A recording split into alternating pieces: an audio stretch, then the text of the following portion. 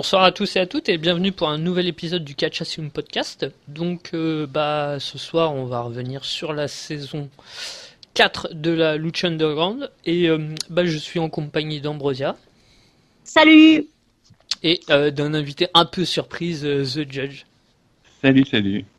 Et donc The Judge, on va faire les promos aussi au début, et puis je le fais jamais, mais si vous avez aimé le podcast, n'hésitez pas à liker la vidéo, tout ça, et puis venir vous inscrire sur catchasylum.com et catchfan.net.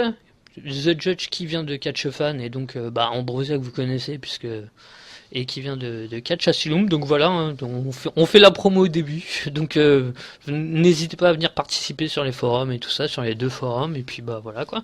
Et donc on va revenir sur la saison 4 de la Lucha Underground qui s'est terminée il y a quelques jours. Et on va commencer du coup par le format de cette saison qui était un peu spécifique, car une petite vingtaine d'épisodes, sans compter les Ultima Lucha.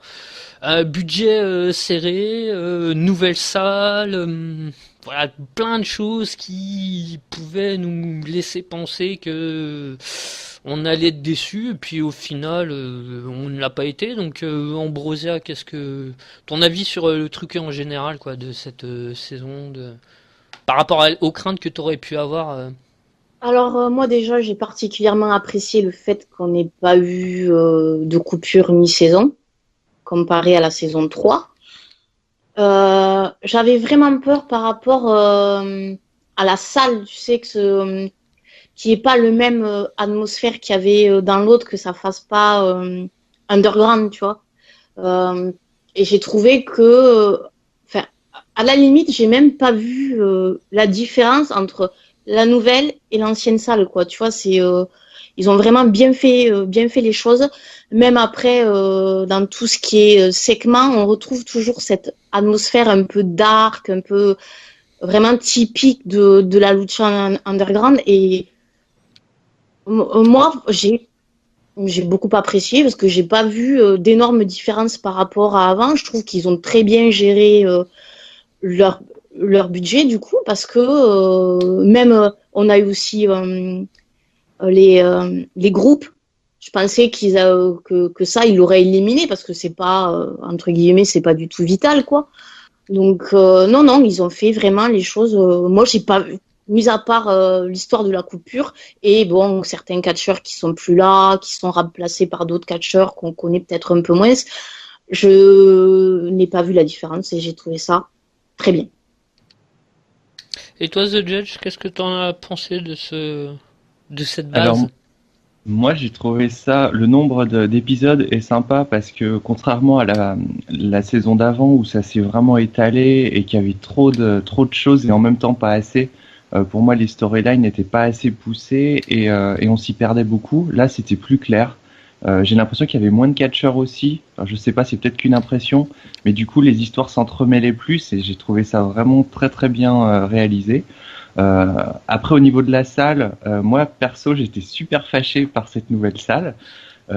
J'ai pas du tout aimé l'ambiance bleue qui fait très fausse en fait.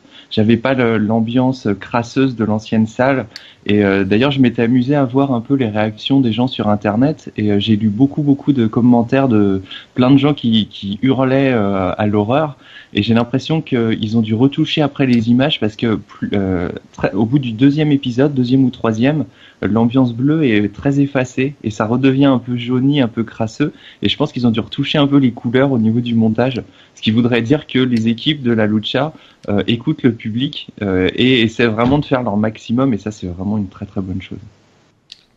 Et je crois aussi de mémoire, je crois que ça t'avait un peu dérangé les portes d'entrée là, les sortes de sas. Alors ouais, complètement.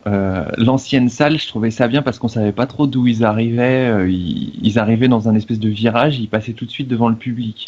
Là, l'escalier, déjà, je le trouve moins sympa parce que le public est pas des deux côtés. Du coup, ça enlève un petit peu justement un côté salle de combat un peu à l'arrache. et ces espèces de portes avec cette espèce de chambre froide, on sent complètement que les portes elles sont en bois et qu'il y a quelqu'un qui est derrière et qui tire les portes, qu'elles sont, je sais même pas si elles sont vraiment sur des roulettes, des trucs. Ça c'est vraiment, ça fait faux quoi, c'est dommage. Ouais. Moi, j'aurais aussi un petit truc qui m'a un peu chagriné, mais tout le long, c'est vraiment tout le long, tout le long. Alors, je sais que c'est par rapport à la salle, comme tu disais, qui était un peu bleu. Moi, c'est les cordes qui m'ont dérangé toute la saison. Ces cordes de jaune et bleu, j'ai pas, à chaque fois, dans ma vision, en fait, ça me dérangeait un peu la couleur. Ça me faisait penser et on va rebondir dessus, à l'Aerolucha projet qui devait concurrencer, parce que je voulais en parler hein, quand même, puisque bon, ça a été un prétendant, un concurrent pendant l'espace de 15 jours, les gens commençaient un peu à... Puis bon, c'est comme un soufflet, bah c'est retombé rapidement. Mais ça m'a fait un peu penser j'avais l'impression qu'ils avaient récupéré les cordes de l'Aerolucha, et donc ça m'avait fait un peu... Je sais pas si ça vous a dérangé également, c'est... Oui, moi je l'avais même mis sur le faux que ça sautait aux yeux et que c'était très dérangeant parce que au départ, tu ne vois que ça et tu as du mal à te concentrer un petit peu sur les matchs. Mais après, au fil des épisodes, tu arrives à... Voilà, ça passe au fil des épisodes. Mais c'est vrai qu'au départ, ça saute aux yeux. Et je suis complètement d'accord, les cordes elles sont horribles tout simplement. Moi par contre elles m'ont dérangé pendant toute la saison. Même Ouais, le dernier épisode je n'en pouvais plus. pareil.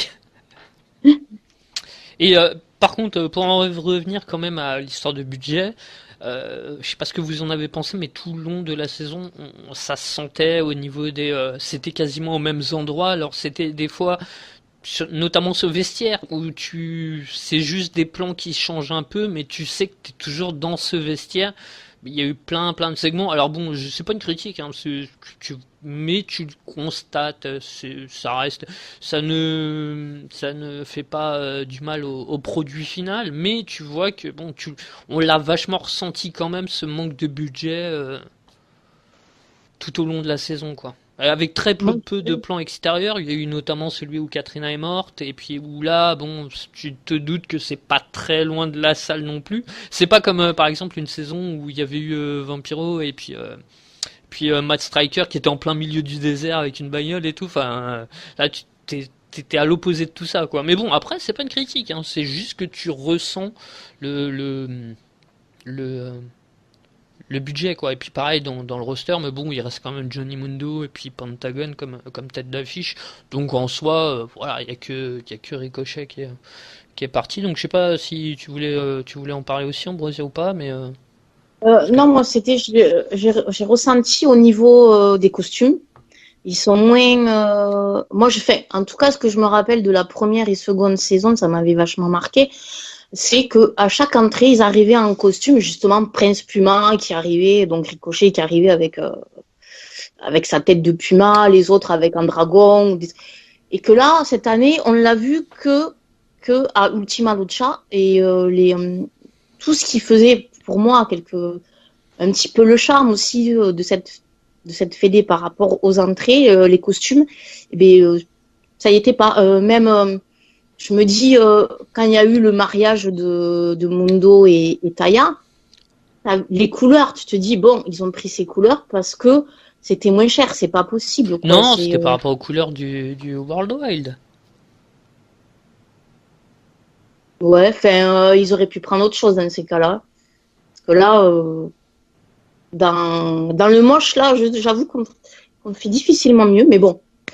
Et donc, du coup, enfin, moi, c'est par rapport à ça, quoi. Je veux dire, par rapport au costume et tout ça. Et après, c'est vrai que il y a quelques bons catcheurs qui sont partis, dont Chouchou, Ricochet, mais perso, ça m'a pas dérangé on a quand même eu de bonnes choses et que Ricochet, on le retrouve à la NXT, donc du coup, c'est pas dérangeant non plus. Et toi, est-ce que t'as senti ce manque de budget Eh ben, pas tant que ça en fait. Alors c'est sûr que les lieux étaient un petit peu moins utilisés, même si il y avait quand même un autre extérieur, c'est quand Johnny Mundo et Taya vont tuer les reptiles dans la petite séquence Oui. Indiana Jones qui est géniale. Mm. Là pour le coup, on a un vrai décor, c'est vraiment sympa.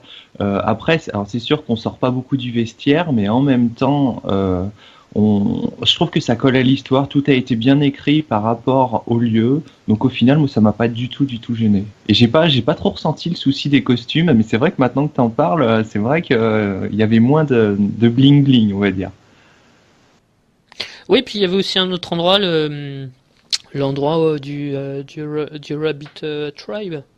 Exact, oui, c'est vrai. Après, le lieu, il est très sombre, très Mm. noir, donc je pense que ils doivent être à peu près au même, dans une grande salle vide, en fait. Ok, donc voilà, quoi qu'il en soit, mais en tout cas, même si on a ressenti ces trucs, il n'en reste pas moins que c'est une très bonne saison. Voire, là c'est de mon cas personnel, mais ma saison préférée, je pense. Où vraiment, il y a eu plein d'émotions qui se sont entremêlées, plein de choses spectaculaires. Donc, je pense que des 4 saisons, après, c'est peut-être que j'ai pas assez de recul et que je me rappelle plus trop des autres, mais en tout cas, d'un avis personnel, c'est celle où j'ai ressenti le plus de choses, quoi. Entre la mort de Katrina, le Phoenix, tous ces trucs-là, où vraiment des histoires qui avançaient, mais vraiment, vraiment pour le coup, là, où.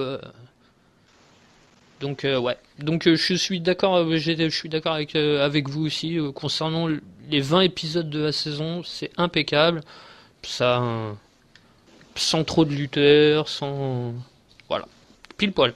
Enfin, je sais pas si vous c'est votre préféré, mais moi c'est la mienne. Non, c'est pas mon préféré. Parce qu'il n'y a pas Prince Puma. Ouais, voilà, et puis moi, moi c'est la saison 2 que j'ai adoré, mais parce qu'en fait, j'ai connu la Lucha Underground à la saison 2 et ça m'a beaucoup marqué, et du coup, je pense que c'est pour ça que c'est ma préférée. Enfin, Bah, je j'ai comprends. Vas-y, pardon, je t'ai coupé. Non, non, après, voilà, après, j'ai rattrapé après. J'ai regardé d'abord la saison 2. Du coup, ça m'a donné envie de regarder la une, mais quand tu commences déjà, je connaissais déjà les personnages, du coup, puisque j'avais vu la saison 2 et j'avais trouvé ça génial, quoi. Donc, du coup, voilà, c'est quand tu découvres quelque chose et que tu accroches de suite, après, tu as du mal à, à t'en défaire. Donc, du coup, je pense que c'est logique. Et toi, C'est Judge, sûr. alors ta saison préférée du coup? Et ben moi, c'est aussi cette quatrième saison. Parce que, en fait, tout simplement parce que je trouve que c'est la saison où les personnages ont le plus évolué du début à la fin de la saison. Parce qu'on a des personnages comme Phoenix qui au début est plutôt sympa et qui finit assez mal. On a Jeremiah Crane qui devient Jeremiah Snake Mec. aussi. Voilà, il y a Katrina qui se fait tuer, il y a Melissa au début qui vit le parfait amour et à la fin qui est complètement déchirée, qui finit dans le dernier épisode par quitter le temple. Je trouve que voilà, beaucoup de personnages ont énormément évolué et moi ça me parle énormément.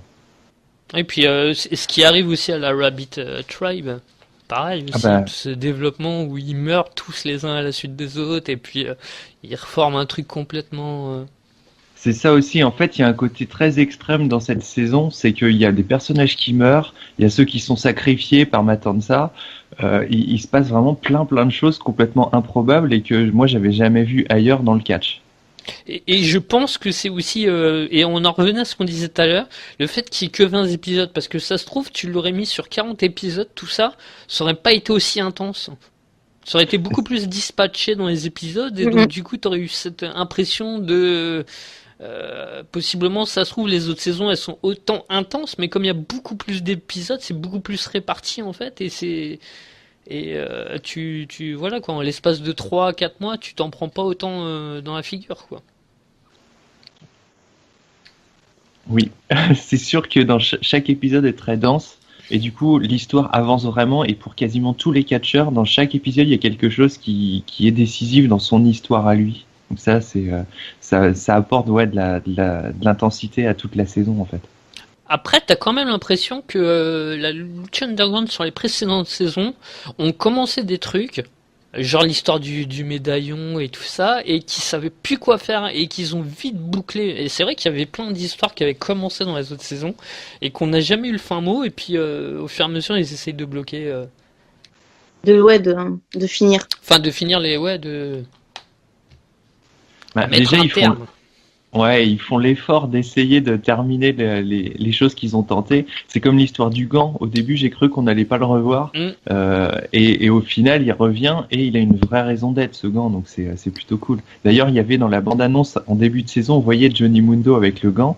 Et le gant, on n'en entend pas parler de la saison. Et je me suis dit, mais c'est quoi cette bande-annonce, quoi? Au final, ils se sont foutus de nous. Et en fait, pas du tout. Et ça, Non, non, et tu vois c'était que une bonne toute la surprise. bande-annonce, ils ont pas enregistré des trucs en plus, tu vois, pour faire genre une fausse bande-annonce, comme Marvel ils peuvent faire des fois. Mm. C'est tout est dedans, et c'est vrai que quand tu vois la bande-annonce en elle-même, tu dis, ah putain, il va se passer des trucs, et il s'en est passé en plus. Donc, enfin, c'est même pas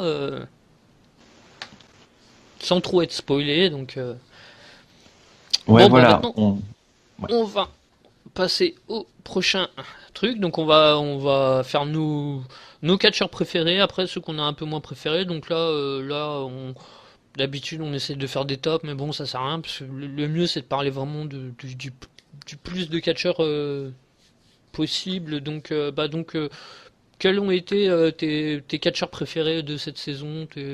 Là pour l'instant on parle que des catcheurs, hein. Donc as the judge, Alors, moi, niveau bon, gimmick, niveau enfin tout quoi. ouais, niveau tout, en fait, bon, alors j'ai mon chouchou Johnny Mundo que j'adore, donc forcément je le trouve génial, tout simplement. In-ring, il est terrible, il joue bien la comédie, on sent qu'il fait un peu l'acteur à côté, quoi, donc c'est plutôt cool. Et puis l'histoire était intéressante parce que avec tout son gang, en fait, ils ont une grosse histoire contre tous les reptiles et c'était vraiment sympa, quoi. Lui, Johnny Mundo, si c'était le seul, pour l'instant, c'est lui que je mets en top, quoi. Et en plus, qui a vraiment été mis à l'honneur, même si bon, il a pas été champion, il a pas, mais il a quand même été vachement mis à l'honneur. Et puis il y a Southern aussi, où il commence heel et puis il termine face. C'est super bien raconté, c'est super discret parce que c'est pas un seul épisode où tu vois tout à coup il turn, ou c'est progressivement, tu sens que le World Wild, enfin ce qu'il en reste, parce qu'au bout du compte il en reste pas beaucoup, parce que Jack Evans s'est un peu éloigné de tout ça. Ricky Mundo, lui, il part dans ses délires. Et ça aussi, d'ailleurs, c'était vachement intéressant, même si, bon, ça finit en autre cochon, on en reparlera plus tard, mais ça finit un peu en autre cochon. Mais t'as ce développement du face turn, et puis progressif, avec le mariage et tout ça, et donc il a quand même eu un énorme rôle à jouer. Bah, c'est clair qu'il fédère énormément de choses autour de lui parce que tous les personnages autour, du coup, devenaient importants grâce à lui. Et c'est vrai que c'est un personnage clé qui est complètement incontournable dans cette saison, comme dans les précédentes. Moins un peu peut-être dans la première, mais dans les précédentes, il est quand même important aussi, quoi. Et donc son mariage et tout ça avec Taya, et du coup, sinon, qui t'a encore. Alors moi, j'aime énormément Marty Martinez, qui est le psychopathe ultime, quoi. Franchement, il fait peur. On sent que le mec, il a une vraie folie en lui et qu'il la développe à fond pour jouer son rôle. Et il est ultra flippant, il est génial, il est très très drôle, franchement. Et puis le dernier match qu'il a fait contre Pentagon, il est énorme, quoi. Franchement, grosse prise de risque, c'était vraiment impressionnant. En plus, il catche bien, quoi. C'est impressionnant. Et c'est son rôle qui, de toute façon, depuis des années, je dois avouer que j'ai eu un gros coup de cœur quand il nous a ressorti sa boîte de pique-nique. Ça m'avait rappelé des souvenirs saison 3 ou saison 2 où il essayait de forcer Mélissa à manger, je crois, un sandwich ou un truc comme ça. Et c'est comme une sorte de clin d'œil, j'ai trouvé ça, mais waouh! C'est vrai Ouais, que ce type est. c'est clair. Non, franchement, il joue très très bien. Et le coup ouais, de la boîte à pique-nique, c'est le bonheur, quoi. Franchement, quand j'ai vu qu'il est devenu champion, d'un coup, c'était l'explosion, quoi. J'étais trop content. Et que penses-tu de sa copine ou sa. Ouais, Euh, Rick- son reclusa. Ouais, non, mais tu sais, en fait, j'étais en train de chercher en même temps quel lien il pouvait avoir. Bon, on va dire sa pote, du coup. Ouais, ben alors en fait c'est marrant, elle a un côté comme si Mariposa en fait n'avait plus trop d'emprise sur son frère. Du coup ils se combattent l'un l'autre, tout ça, et Reclusa arrive, devient le vrai valet en fait de Marty. Pour l'instant je sais pas trop, ils ont pas l'air d'être ensemble vraiment. Elle est, à mon avis, je pense qu'elle sera dans la prochaine saison et je pense qu'elle va avoir un vrai rôle. Là c'était peut-être Elle qu'une n'y sera pas. introduction. Ah, elle y Elle n'y sera sera pas? pas parce qu'elle a signé à la WWE. Ah, bah, bon, bah, je suis très malheureux. C'est dommage. C'est dommage, c'est clair. Hein. Et Ouais, du parce coup, que c'était quoi son nom à la WWE? Non, elle a signé, donc je sais pas, j'ai pas retenu le nouveau nom qu'elle va avoir. Elle a signé à Non, mais NXT. son nom normal. C'est Chelsea Green, non? C'est pas elle? Ouais, C'est ça? c'est ça, c'est ici, ouais. D'accord. Ouais, donc du coup, et puis il y a eu aussi, puisque c'est depuis quasiment le début aussi, on a cette histoire entre Mariposa et son frère de Je t'aime moi non plus. T'as l'impression qu'ils sont frères et sœurs par moment, et puis d'un autre côté ils se foutent sur la gueule, et puis de l'autre côté il y a une relation. Ils jouent énormément aussi, ils jouent bien tous les deux de toute façon là-dessus. Mais il a aussi cette relation familiale distordue. bah, c'est sûr que c'est une vraie famille de cinglés, hein. Et le pire, c'est que ça marche parce que le fait qu'ils soient un coup du même côté, un coup ils s'affrontent, après il y en a un qui va essayer de faire perdre l'autre, malgré tout, ça reste crédible, on comprend presque pourquoi ils font ça, c'est très étrange, mais leur relation est vraiment passionnante. On va passer un peu à toi, Androusia. Est-ce qu'il y a des lutteurs, hormis ceux... ou peut-être tu voulais réagir sur ce qu'on disait sur les lutteurs qu'on a évoqués? Euh, Moi, Marty Martinez, je l'aime pas du tout. C'est tout l'inverse de vous. C'est celui que je déteste le plus parce que il est crasse. Il est tout ce que j'aime pas en fait. Ouais, mais justement, Vraiment. c'est pour ça qu'on l'aime, nous, en fait. C'est parce qu'il est... tu vois, il est comme Ben il est, ouais. quoi. Non, mais en fait, c'est un Bray Wyatt, mais en pire, quoi, pour moi. Donc, Si et, seulement Wyatt avait été booké comme ça. c'est pas faux. C'est pas faux, c'est pas faux. Mais non, c'est l'image qui renvoie qui me déplaît fortement. Quelqu'un de crasseux comme ça, je n'aime pas du tout. Donc c'est juste le visuel parce que après, quant à son talent à lui, je peux rien dire quoi. Je veux dire bon, il joue bien son rôle, mais moi c'est pas un personnage qui me plaît. Et sur Johnny Mundo, tu voulais revenir dessus ou... Mundo, je suis d'accord. C'est partie de mes trois préférés combinés, c'est-à-dire in-ring et le personnage et tout ça. Donc, Et qu'est-ce que t'as pensé de ce tourne progressif du World Wide, puisque PG Black aussi également a... ben moi, je suis très triste qu'il n'y ait plus la Worldwide. Je suis très, très, très, très triste.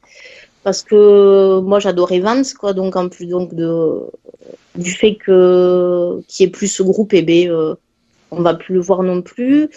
Et moi, j'ai trouvé que c'était un groupe super. Donc, du coup, je ne vois pas l'intérêt de les séparer, si ce n'est de mettre en avant Mundo et Taya. Et pour moi, Taya n'a pas suffisamment de talent pour qu'elle soit mise en avant comme ça. Donc, moi, ça m'attriste un peu. Mais après, voilà, je veux dire, son turn a été bien fait. Donc, du coup. Ouais, mais après, t'as pas le choix de séparer le groupe, puisque Jack Evans voulait prendre du recul, comme on en a souvent parlé. Donc, Ricky Mundo qui fait ses trucs, qui a une nouvelle gimmick, enfin, t'es obligé de les séparer, du coup. Enfin... Ah oui, oui, non, non, mais tout à fait. Mais ça m'attriste par rapport à Evans, surtout. Parce que du coup, on ne le verra plus. Enfin, il s'en va, quoi. Donc, du coup, voilà.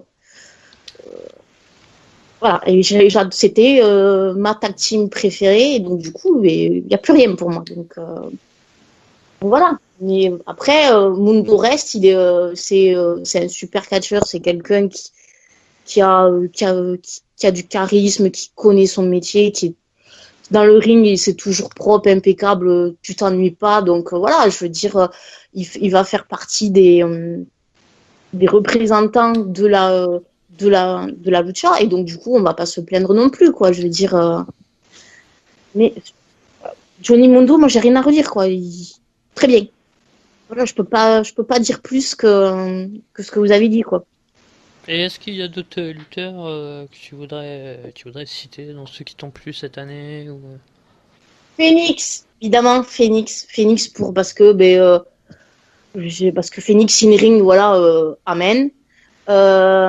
Après, le fait, son histoire, pour moi, elle est, même si c'est rapide, je veux dire, elle a quand même été bien faite et je trouve que son turn, il est vachement bien fait. Il joue vraiment bien la comédie parce que entre le gentil Phoenix et le méchant Phoenix, c'est vraiment le jour et la nuit, quoi. C'est choqué, quoi, de voir la différence. Moi, je ne m'habitue pas, quoi, et je ne m'habituerai jamais. C'est pas possible, quoi. Et, euh, et voilà. Et Phoenix, in-ring, il est très bon. Après, c'est vrai qu'au micro, on l'a pas trop entendu cette saison et que même les autres saisons, je trouve pas qu'au micro ce soit le meilleur, mais l'un dans l'autre, dans le non-verbal, je le trouve bon dans le non-verbal. Donc du coup, et toute l'histoire qu'il y a eu depuis la saison 3, l'histoire d'amour avec Mélissa et puis tout ce qui se passe dans cette saison, le fait qu'ils reviennent d'entre les morts, ça a été tellement bien fait que j'ai d'aimer, quoi. Donc voilà, quoi. Phoenix, c'est mon petit chouchou de cette année, c'est tout, c'est comme ça, quoi. Tu veux rajouter quelque chose à ce Judge? C'est vrai que Phoenix, il est incroyable parce que bon, déjà Ambrosia l'a dit, c'est le jour et la nuit. Quand il se met à baver, à avoir des convulsions, il est flippant, il le fait, mais c'est incroyable, quoi. Franchement, ouais, très très grande saison pour lui, hein, ça c'est sûr. Je sais qu'Ambrosia, par contre, elle, le final, elle avait pas trop aimé parce qu'elle voulait qu'il redevienne gentil et tout ça pour que l'histoire d'amour se termine bien. Mais pour revenir là-dessus, alors j'avais lu une théorie, je sais pas où. Alors c'était peut-être toi, The Judge, ou c'était sur FN Lutte que j'avais lu ça. Mais j'avais vu et j'ai trouvé cette idée mais formidable que que ça se termine entre eux, mais pas de la manière dont ça s'est terminé, mais que elle, elle décide de rejoindre le côté obscur pour le rejoindre, quoi, en fait. Et que ça se termine comme ça, leur histoire. C'est que elle, voilà, par amour, plutôt que lui, redevienne... bon, heureusement, c'est pas arrivé. Mais je sais qu'Ambrosia, notamment, le souhaitait, qu'il redevienne voilà, un mec gentil, tout ça, machin, qu'il soit secouru. Et j'avais lu quelque part que... et pourquoi ce serait pas elle qui le rejoindrait dans la dark attitude, quoi. L'idée me plaisait, mais énormément, quoi. Mais bon, ça c'est pas arrivé. Mais je sais pas ce que vous en pensez, mais j'aurais bien aimé que ça se termine comme ça, moi. Moi, du moment qu'ils terminaient ensemble, c'est tout ce que je demandais. Face ou Will, je m'en moque. Et voilà, quoi, que l'amour triomphe, c'est tout ce que je voulais, quoi. Désolé. C'est tellement beau, je peux pas répondre après ça. Peut-être en saison 5, hein, l'amour... Je pense ils ont préparé le truc pour la saison suivante, ouais. Pour moi, fallait pas que ça se termine dès maintenant. Faudrait attendre justement la saison prochaine qui est quelque chose. Mais j'espère que Mélissa, elle sera quand même là. Je suis pas sûr. Ça peut pas finir comme ça, ça serait illogique. Moi, ce genre de finish me plaît. Hein. Et puis, ça se trouve, elle va disparaître.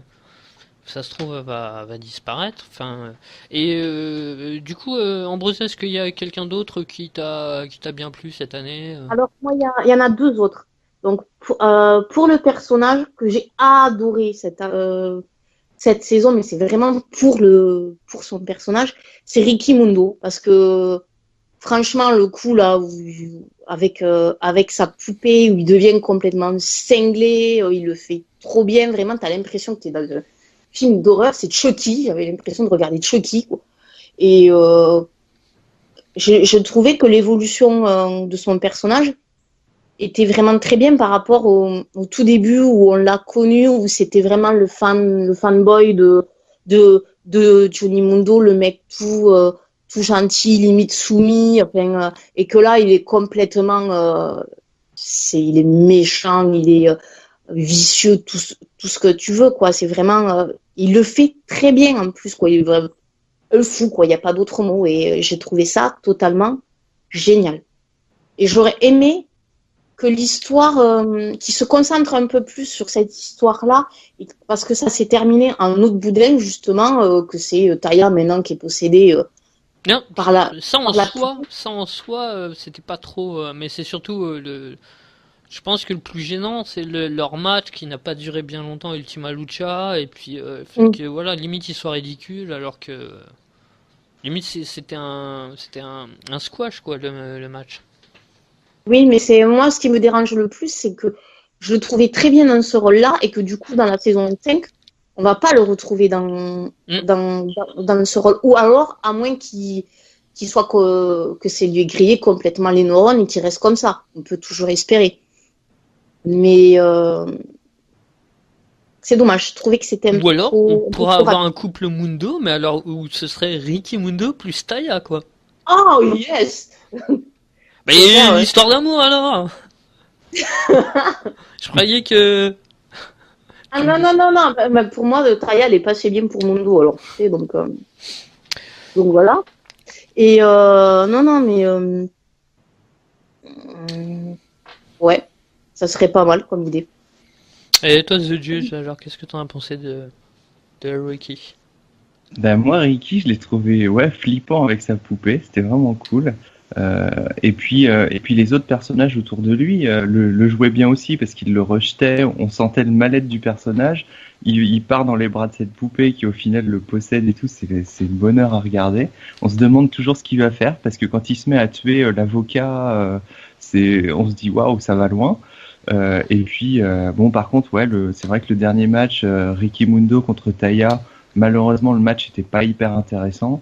Et, euh, et la fin, bon, moi ça me choque pas plus que ça que la poupée prenne possession d'un autre personnage, donc de Taya, mais après à voir ce que ça va donner. Mais pour la suite, Ricky, je sais pas, je vois pas du tout ce qu'on va pouvoir faire de lui en fait. Ouais, C'est pas choquant que la poupée prenne possession de quelqu'un d'autre, mais c'est dommage par rapport à Ricky parce qu'il le faisait très bien. C'est tout ce que je disais. et puis bon, au final, le personnage a été un petit peu développé, mais il a pas été si utilisé que ça pendant la saison, quoi. Oui, c'est Parce qu'à dommage. part à part le fait qu'il était il se sentait un peu exclu du Worldwide et et t'as cette mise à l'écart où lui d'une part se met à l'écart et puis même pendant tout au fil de déjà vers la fin de la saison 3 et le début de la saison 4 tu sentais qu'il le mettait également de côté parce qu'il y a un moment donné ils doivent avoir un match pour le trio, je crois, ou un truc comme ça, et puis ils le mettent de côté, ils lui disent non, il y a je sais plus qui va venir avec nous.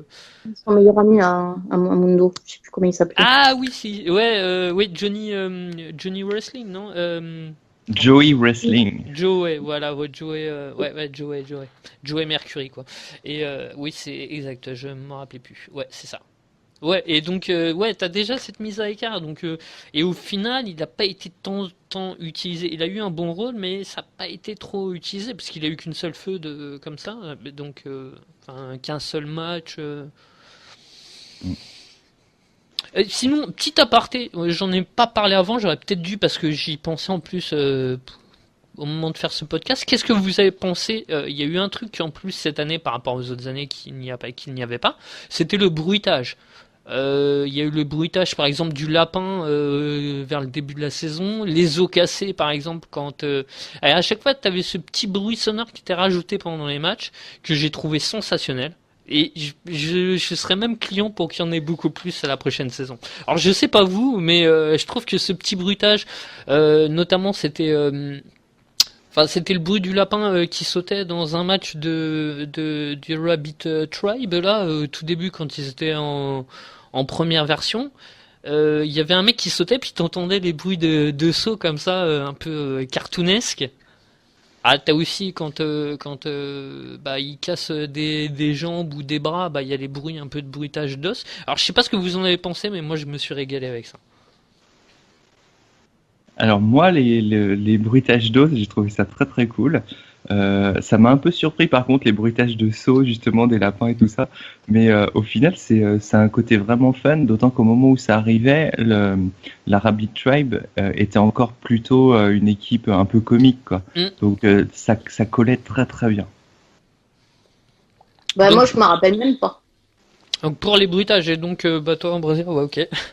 Bon, bah Voilà, écoute, non, il y a que, je me rappelle que les bruitages pour les os cassés, justement, que ça me dérange parce que t'as encore plus mal, quoi. À la limite, tu souffres encore plus pour celui qui subit.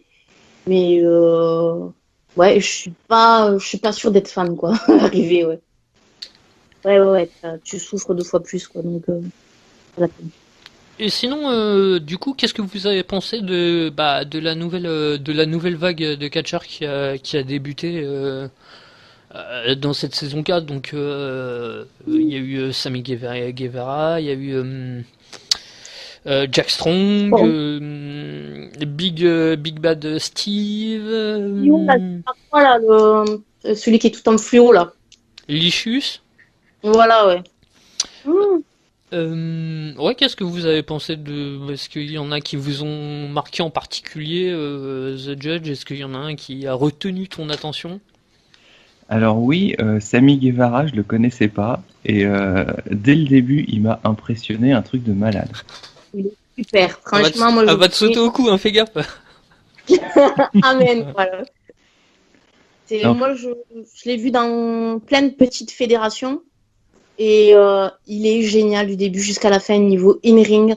Après, il a toujours eu des rôles de heel et il le fait très, très bien. Il est vraiment un petit con, hein. Franchement, tu as envie de le baffer. Quand il joue son rôle de heel, c'est le petit con en plein et méchant, quoi, méchant, con et très bon dans le ring. Tu verras, j'espère qu'on le verra plus dans la dans la 5e saison, mais tu vas te régaler, franchement, parce que in-ring, c'est un très, très bon performeur. ah, c'est marrant, j'ai du mal à l'imaginer il, donc j'ai hâte de voir ça. Oui, Ah puis oui, ah même non, Face, bon. ça lui correspond aussi tout à fait, hein. Ah, moi, je le préfère en heel. Honnêtement, là, non, Et au niveau des autres, Jack Strong, Alors ouais, moi de mon côté, bah, Jack Strong, en fait, ça m'a fait super plaisir de le voir quand il est arrivé, parce que c'est un catcheur que j'aimais bien à la WWE au début de sa carrière. Après, je trouve qu'il a été très très mal utilisé parce que au début, il avait cette image un peu de dominant. En plus, physiquement, il est super grand, il est plutôt balèze, donc ça colle bien. Et puis au final, ça marchait moins bien, je trouve. Et puis là, arrivé à la lucha, bon ben c'est toujours sympa de voir un visage connu.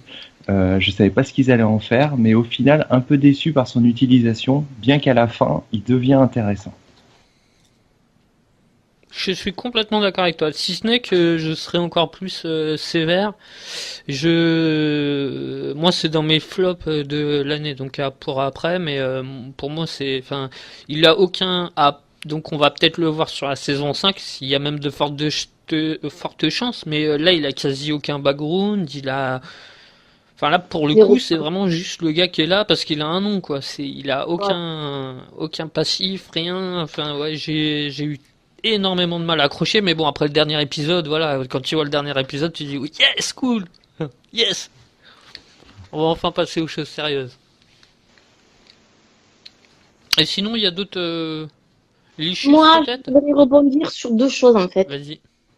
Juste, donc, dans les, donc, déjà, je suis d'accord avec toi pour le cas Strong.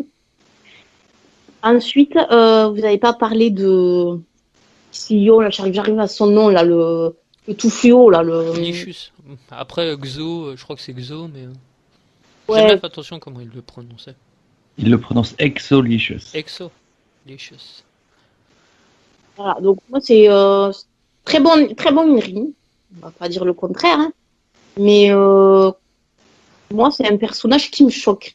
Vraiment, qui j'arrive pas du tout à. Il me choque tellement que je pourrais jamais, enfin, que je peux pas accrocher, quoi. Tu te demandes, tu vois cette personne arriver, c'est pas méchant ce que je dis, ce personnage, tu te demandes si c'est un mec ou une fille. Et Tu alors? passes la moitié du match, mais non, mais à chaque fois, mais même t'as beau me dire, maintenant je sais que c'est un mec et tout, ok, mais ça me choque. Je suis vraiment, mon cerveau, il passe 3 heures à savoir ce que c'est avant de. Et puis, il a eu la rivalité contre Evans. Il a fait perdre Evans pas mal de fois. Et ça, Donc je voilà, c'est comprends pour pas. ça en Je fait que comprends tu l'aimes pas. Ouais, peut-être à cause d'Evans, ça, il y a de fortes chances. Petit spoil, alerte spoiler, mais pour les Wrestler Awards de fin d'année pour Catch Asylum, je l'ai nommé dans les meilleurs gimmicks, donc voilà. Ça va pas te plaire, tu vas Ouais, pas voter non. pour lui, mais moi je l'ai nommé parce que pour moi c'est une super bonne gimmick, donc voilà. Ben ouais, ben non. Euh, Voilà, parce qu'en plus, comme je disais, ils ont fait perdre Jack Evans contre lui plusieurs fois. Et je comprends pas comment tu peux faire perdre un Evans contre quelqu'un de nouveau qui est sorti de nulle part. Donc, non, moi, voilà, lui, je peux pas me le blairer, c'est clair, je ne l'aime pas, voilà. Et toi, qu'est-ce que t'en penses alors de cette judge? Alors moi, il me laisse assez perplexe. Au début, j'étais pareil, je me disais, mais ce personnage est très étrange. Et puis au final, alors moi, je le considère plus comme une catcheuse, du coup, même si on sait très bien que c'est un homme.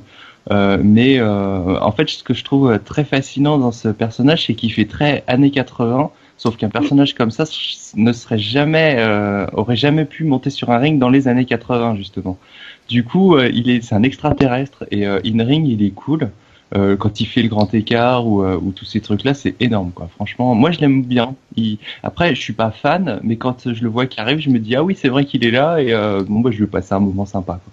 Bah, après, alors après ça va être qu'un avis personnel, mais quand même de tous ces nouveaux arrivants, je trouve quand même que c'est le plus intéressant, hein.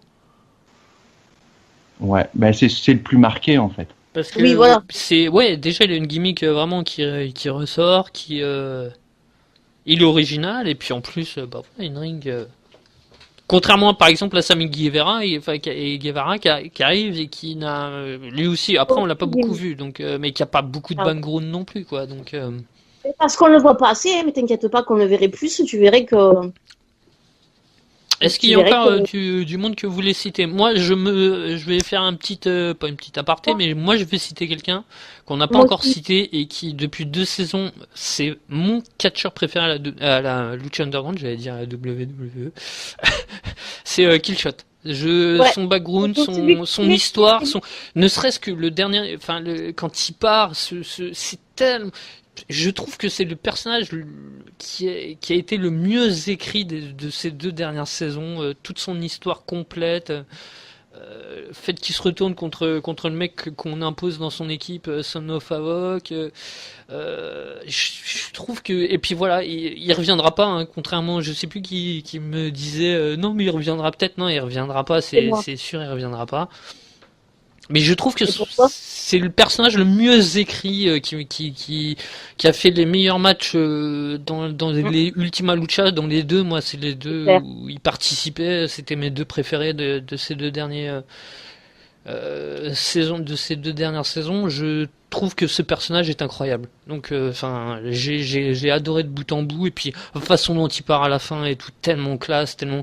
Et aussi, ça je voulais dire aussi parce que j'ai déjà regardé les matchs mexicains où les types ils perdent leur masque et j'ai pas ressenti ce côté émouvant parce que je comprenais rien à ce qu'ils disaient comme c'était des Mexicains qui parlent en espagnol et tout donc enfin je comprenais pas la symbole et quand j'ai vu Killshot retirer son masque ça fait pas longtemps qu'il le porte parce que bon c'est un catcheur indé qui a pas de masque et tout ça mais j'ai eu énormément de frissons, de presque la chair de poule quand il retire son masque de lui-même, alors que d'habitude, des fois, c'est limite les catcheurs en face qui doivent le retirer presque de force et tout ça, machin.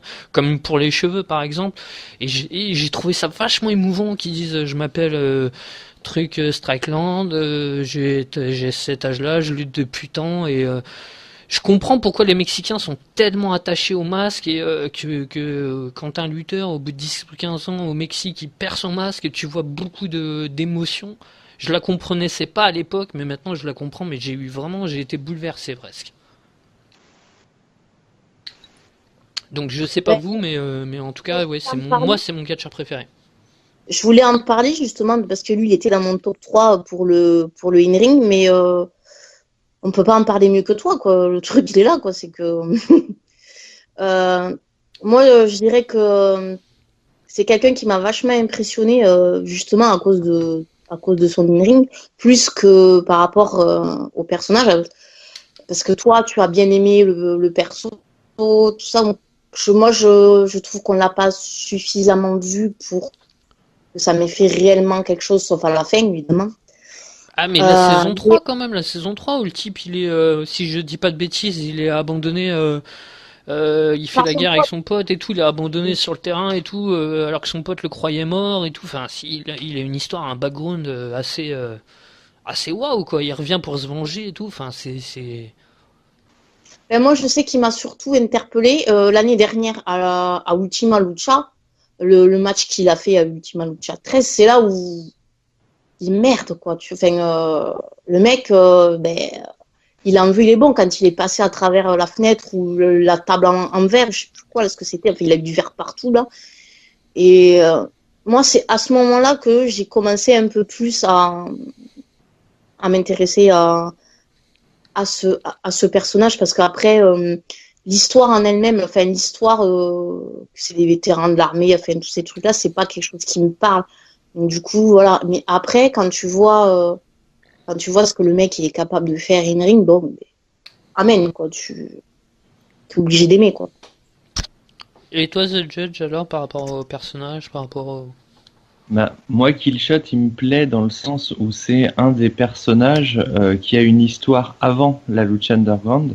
Et c'est un peu il y a une vraie fin aussi à cette histoire. Il perd son masque, il présente son vrai nom. C'est limite s'il s'en va dans le soleil couchant pour aller vivre de nouvelles aventures. Donc c'est un personnage qui a un début d'histoire. On voit tout ce qui lui arrive pendant toute sa période dans le temple. Et il repart finir sa vie ailleurs. In-ring, il est génial. Son histoire, donc, elle existe et elle est intéressante. Après, bon, voilà, faut s'intéresser à tout l'univers militaire. Moi, ça me parle un peu moins, mais malgré tout, ce côté super bien écrit du personnage, forcément, oui, me fait l'aimer énormément. Mais par contre, j'étais très content qu'il perde son masque parce que ce masque qu'il a dans la saison 4, il est horrible. Oui, tu m'avais déjà fait la remarque. Bah, en fait, les espèces de trucs qui pendent là, en fait, Bah, un dans peu à les l'arrêt autres saisons- Mysterio, hein, je crois, sur le côté, tu veux dire, au niveau de la joue. Ouais, c'est ça. Bah, en fait, son premier masque qu'il avait, je trouve qu'il le rendait très mystérieux en tant que personnage. En plus, masque noir. Le fait que lui soit noir, ça le rend encore plus dark, donc c'est marrant.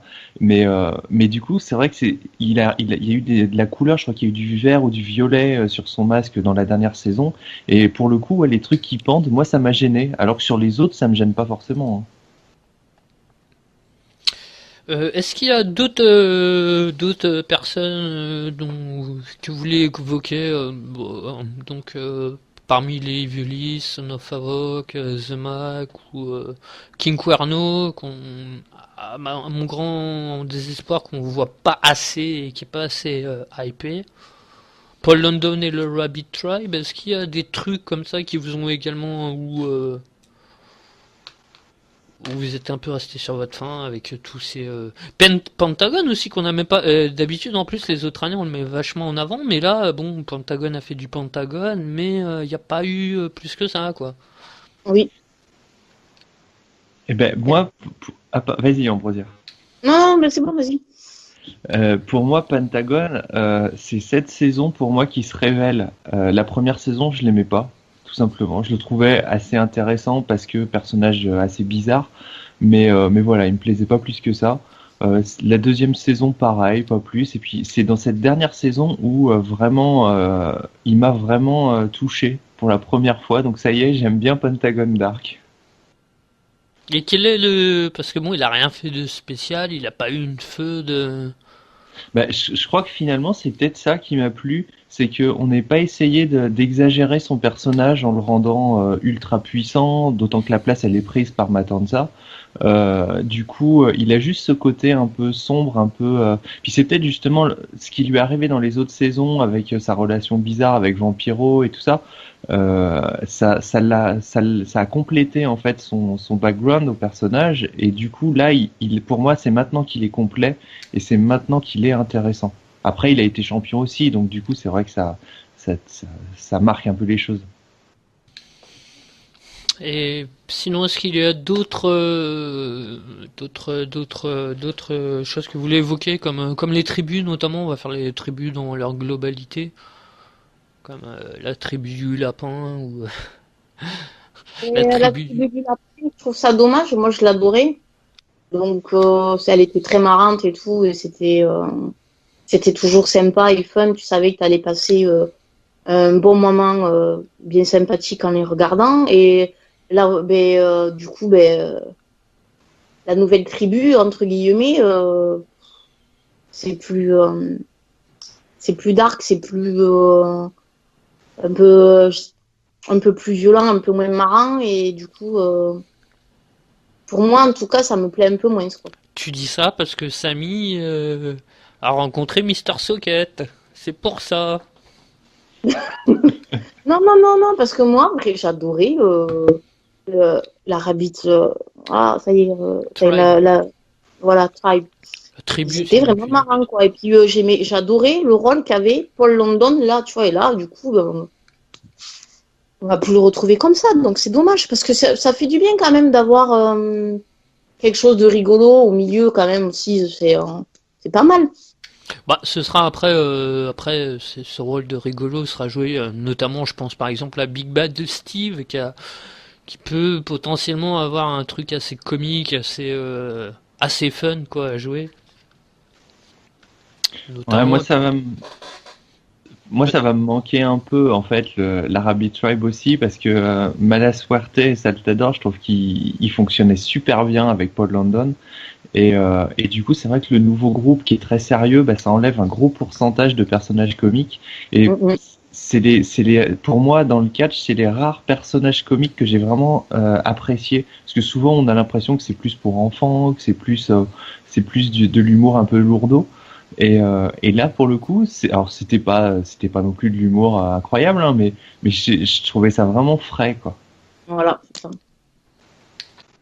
Oubliez pas qu'il y a toujours celui qui peut vous faire devenir célèbre qui traîne toujours dans le coin. Ah bah, Ah, heureusement, heureusement. On en parlera plus tard. Je me le réserve par les managers. Et donc ouais bah donc voilà, et puis au niveau de la Reptile Tribe aussi qui est devenue intéressante cette saison, j'ai trouvé par rapport à l'autre saison où ils ont déjà un petit peu plus de background avec quelqu'un qui est mort. Il y a eu après avec Jeremiah Crane qui était vachement intéressant, ce côté-là. Il y a Cobra Moon que je pouvais pas voir pendant les premières saisons et que je défonçais quand je pouvais à tout bout de champ, et que je commence pas, on va pas dire apprécier parce que ce serait trop de, mais qui ne m'insupporte plus autant puisqu'elle-même commence à trouver sa place parmi cette tribu. Donc je sais pas ce que vous en avez pensé, mais moi plutôt un avis positif sur cette tribu, notamment la feud contre la World Wild qui leur a fait énormément de bien, je trouve. Donc puis les titres qu'ils ont eu quoi. moi, j'en ai jamais rien pensé, donc du coup, j'en pense toujours rien. Alors, du coup, moi de mon côté, j'aimais beaucoup ces personnages parce que leur masque était excellent, surtout celui de Vibora, j'étais super fan. Mais alors, pareil, alors, j'ai un problème avec les masques, hein, je sais pas, mais cette année, je l'ai trouvé catastrophique son masque. Mais par contre, il devait rien y voir dans son ancien masque. Parce qu'on l'a pas vu vraiment catcher de façon spectaculaire. Et là, en début de saison, il nous a sorti un match de folie. Ouais. Et j'étais dégoûté au final que le Pindar et justement Vibora soient tués parce que alors autant le Daga et je sais même plus qui ah bah si Jeremiah Snake, ça marche, Jeremiah marche super bien avec Cobra Moon en duo, mais malgré tout pour moi cette tribu elle marche moins, quoi, elle est moins sympa, moi elle Bah, m'attire moins. il y a quand même l'histoire avec Daga et Cobra Moon dans les saisons d'avant qui donne quand même un peu de background à ce duo également. Donc, Alors oui, heureusement qu'il y a ça. Ce que j'aurais aimé, c'est que Daga soit un peu plus marqué physiquement, qu'il ait peut-être un costume de reptile, ça aurait été vraiment sympa, ou même un masque à la limite, ou juste un petit masque à la Zoro qui cache que les yeux, ça aurait pu être marrant. Par contre, Jeremiah Snake me gêne énormément parce que le fait qu'ils perdent un match du cercueil et qu'ils disparaissent quelques temps et qu'ils reviennent complètement changés, c'est cool. Sa démarche de zombie avant les matchs, ça marche super bien, mais après en match, il redevient lui et il redevient trop lui et du coup ça, pour moi, ça casse tout le truc en fait. Ouais, il n'y a pas de changement de personnage sur le ring, quoi. Voilà, ouais. Contrairement à Phoenix, par exemple, où tu vois, même pendant, voilà, quand tu vois la baffe, tu vois. C'est ça, pour moi, il aurait dû jouer un peu le zombie un peu tout le temps, quoi, pendant tous les matchs. C'est pas faux. Ouais. Et Mil Muertes nous a fait du Mil Muertes, si ce n'est quand même qu'il tue Katrina pendant le début de la saison, et donc ça, c'est. Lui, si. Et c'est là aussi où, du coup, on ressent quand même qu'il. Alors, je sais pas si c'est volontaire ou pas, mais il a perdu de sa superbe depuis qu'il a plus Catherine avec lui. Hein. Non. Ah oui, ça, c'est pas le jour et la nuit, mais presque, quoi. C'est juste, il est devenu un catcheur normal. Alors, c'est sûr. On a même plus peur de lui parce que moi, je me rappelle dans les autres saisons, quand tu devais affronter Mi Muertes, quoi, c'était, voilà, t'avais peur pour le catcheur qui était en face, que là, tu savais qu'il y avait une chance sur deux pour que de toute façon, il gagne pas son match. Donc, il fait même plus peur. Donc, ils ont quelque part, moi, je trouve qu'ils ont détruit le personnage. Alors, c'est vrai qu'il y a un côté destruction du personnage. Maintenant, au niveau de la peur de Mil Muertes, ce qu'il faut savoir, c'est que dans cette saison, le monstre, c'est à nouveau Matanza. Donc, du coup, les autres doivent tous être un ton en dessous. Et ce qui est intéressant, c'est que Katrina s'en va à cause des défaites successives aussi de Mil Muertes. Enfin, en tout cas, c'est l'impression que j'en ai. Ouais, Et c'est ça. Oui, c'est ça. Du coup, c'est vraiment la vraie descente aux enfers de ce gars-là qui est en train de devenir l'ombre de lui-même. Quoi. Et le fait aussi qu'elle ait pris la force de Phoenix, et du coup, de par cette prise de force, en fait, elle n'a plus besoin de son larbin, entre parenthèses. Bah c'est ça, elle s'est servie Elle de peut lui en fait. voilà, et c'est pour ça aussi qu'il la tue, c'est que, voilà, il voulait pas se retrouver pigeonné. Et on va terminer du coup ce tour avec Matanza quand même, le monstre de cette saison. Mais il fait du monstre, quoi. Donc, je veux dire, c'est pas. Enfin, personnellement, pour mes goûts à moi, les monstres, c'est pas les personnages les plus intéressants pour moi, psychologiquement et tout, parce que il arrive sur le ring, paf, allez hop, il démonte quelqu'un, il gagne. Et voilà, le seul truc qui était intéressant, c'est que du fait que comme c'était des sacrifices to the god, donc du coup, ceux qui perdaient leur match disparaissaient. Donc c'était à la fois, c'est sympa pour l'histoire, mais c'est dommage parce qu'on a perdu quand même certains personnages qui étaient plutôt sympas. Et ce que j'ai pas compris moi à la fin, donc dans le Ultima Lucha, c'est que quand il a perdu contre Johnny Mundo, logiquement, puisque c'était un match Sacrifice to the God aussi, me semble, il aurait dû lui aussi disparaître. Non, oui, mais c'est Antonio Cueto qui fait appel, qui fait le sacrifice. Donc là, comme c'est son fils, il va pas le sacrifier. Enfin, tu vois, c'est pour ça que s'il perdait. Il risquait rien, entre guillemets, quoi. Voilà, c'est ça. Il y en avait qu'un qui pouvait être sacrifié. Et pour ceux qui se poseraient la question, qu'il sera pas dans la saison 5, hein, c'est quasi officiel. Il a fait une interview il y a quelques semaines où il disait que il avait fait ces quatre saisons comme c'était prévu dans son contrat et que voilà quoi, à la lucha, donc a priori pas de saison 5 pour Mister. Bon, de toute façon la fin de la saison 4 ne laissait guère de doute, mais bon. Après, on aurait pu le voir revenir, mais sous un autre personnage. Parce que ce qui est dommage, c'est qu'on ne l'a pas vu vraiment. On n'a pas pu le voir s'exprimer vraiment dans le ring, alors qu'il est super bon.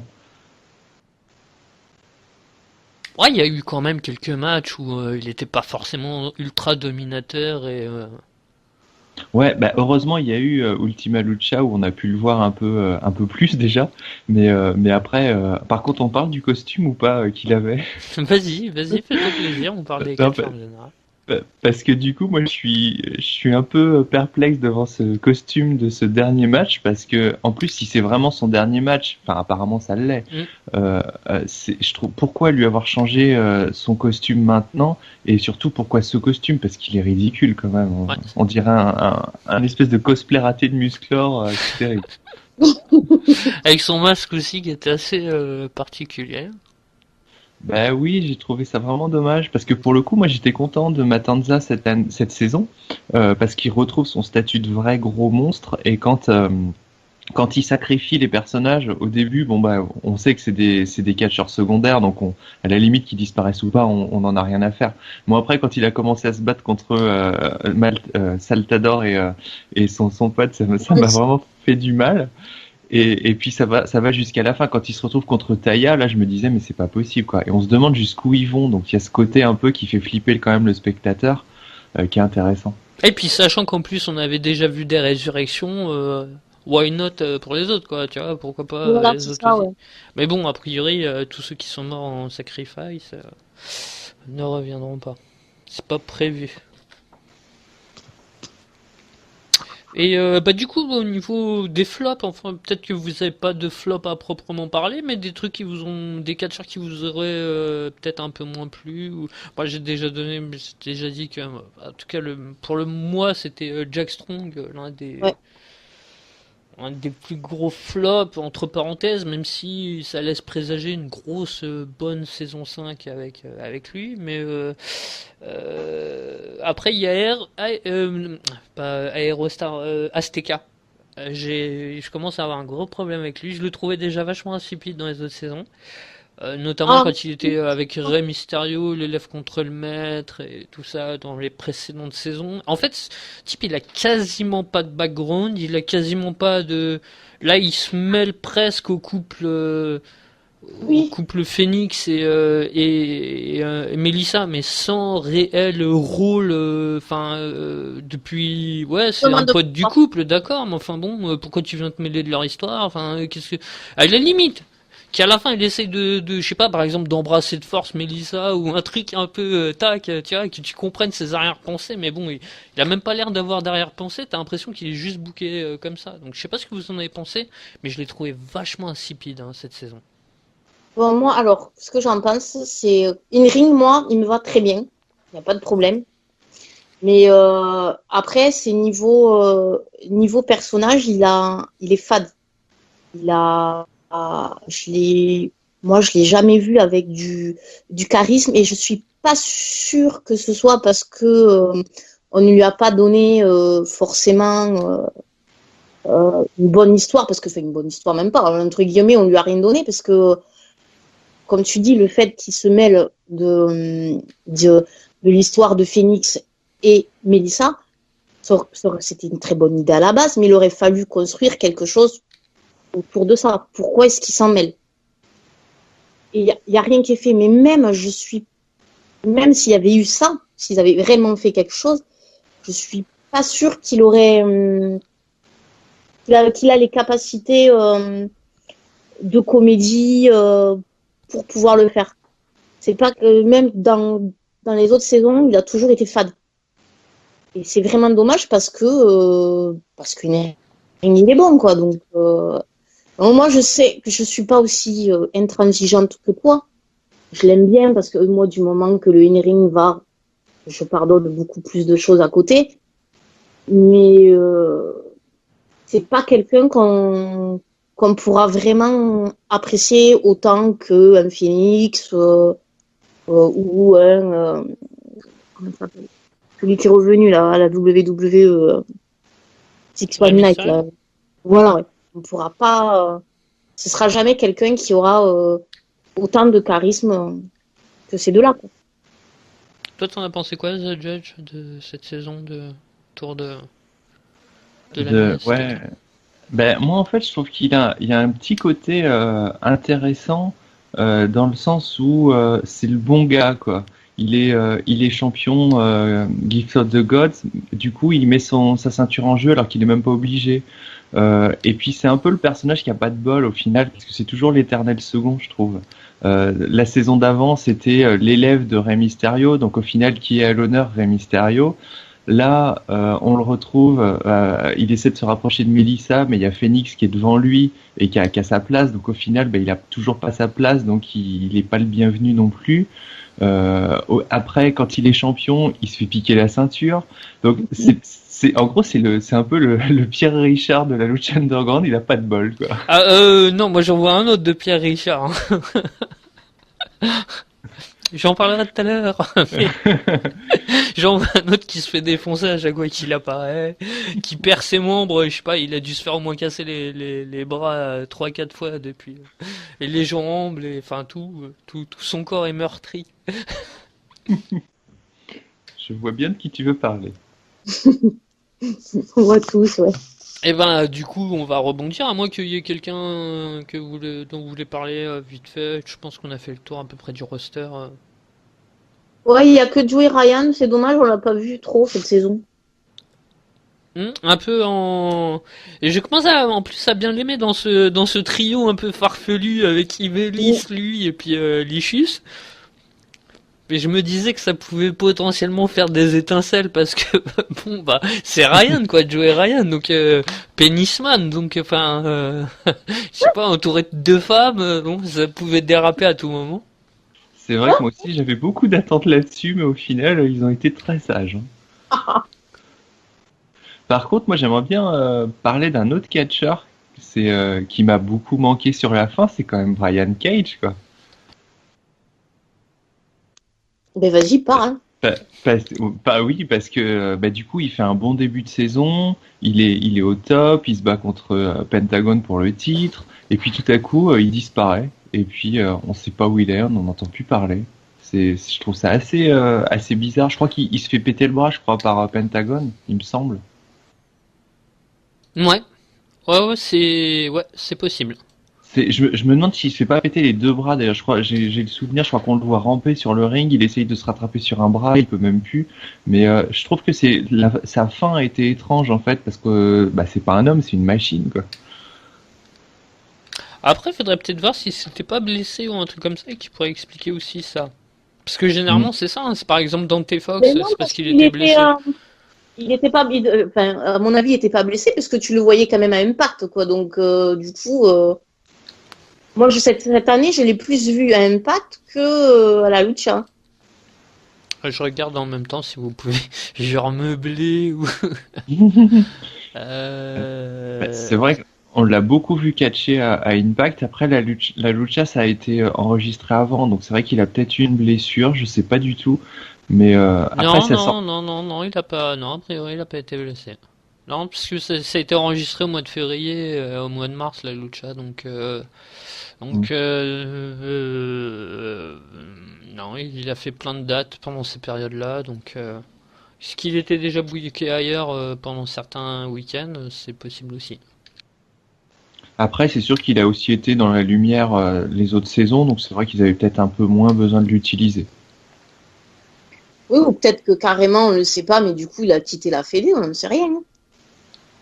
En fait, moi, alors ce qui me fait peur par rapport à ce qu'on disait tout à l'heure, par rapport à Melissa Santos qui s'en va, c'est que Cage et Melissa, dans le monde réel, Vas-y, sont sans- ensemble. Et du coup, généralement, quand des catcheurs et catcheuses sont en couple, souvent quand il y en a un qui part, l'autre ne tarde pas non plus. Donc Ouais.